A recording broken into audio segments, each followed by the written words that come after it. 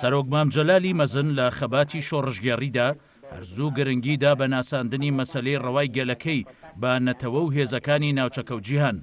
هەر بۆیە لا ساڵی 1955 سەرباری ئەوەی بەنهێنی کاری سیاسیە کرد هەرکی بەشداریکردنی لە کۆنگرەی جوانان و خوێندکارانی بەو پەڕی لێهاتووییەوە جێبەجێ کرد کە لە وارشۆی پایتەختی پۆلۆنیا بەڕێوەچوو لە بەغداوە بەنهێنی بەرەو سووریا بەڕێکەوت و لەوێشەوە بە چەند ڕێگایەک و کۆسپێکی زۆر گەیشتە وارشۆ و لەوێ ڕۆڵێکی کارای بینی بۆ ناساندنی مەسەلەی ڕەوای گەلەکەمان و ڕۆڵی بزوتنەوەی خوێندکاری و جوانانی کورد لە پێکەوە گرێدانی خەبات و تێکۆشان بۆ بەگژاتچوونەوەی کۆنەپەرستی و داگیرکاری.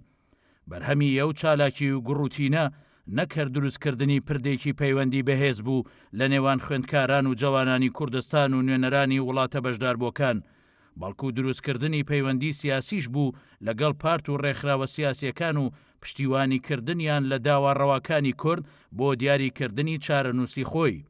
تەنانەت بووە هاندەرێک کە سیاسەتمەدار و ڕووناکبیرێکی گەورەی تورکی نازم حیکمەت دوای بینینی وەفدەکەی کوردستان با سەرۆکایەتی مام لە وتارەکەیدا لە بەردەم کۆنگرەدا بێسڵەمینەوە پشتیوانی لە کورد و مافی چارەنووسی کرد و تکای کرد لە کاتی سربەخۆیی کوردستان بانگهێش بکرێ.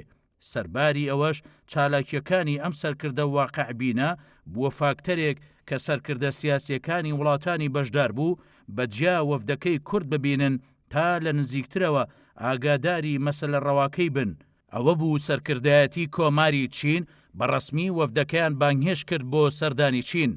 ئەم چالاکیانەی سەرۆک مامجەلال ئەم ڕەوایی مەسەلەی گەلێکی بەشخورا و هەم سەربەخۆیی و نەتوانەوەی نوێنەرایەتی کورد لە ڕێکخراوە پیشەیی و دیموکراسیەکانی عێراقی چەسپاند لە ڕوانگەی خەباتێکی هاوبەشی چین و توێژەکانی وڵاتدا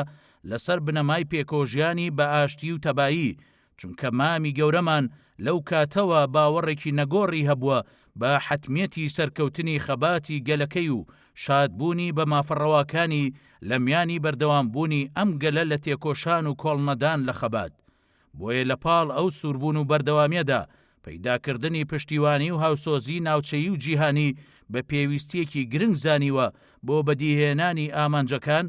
ئەم وێستگەیەش بووە سەرەتای دروستبوونی پردی پەیوەندی مامجەلال بە ناوەندەکانی جیهان تا گەیشتە ترۆپک و بۆ هۆی ئەوەی مامجەلال لە ئەوروپا، ویلایەتە یەکگرتووەکان، ئەمریکای لاتین، چین، هەند و ئەفریقا ناسراو بێت و لە هەموو ناوەندەکانی ئەو کیشوەرە جیاجیایانە دۆست و هاوپشتی هەبێ کە لە بەرژەوەندی گەلەکەی هەڵوێز بنوێنن.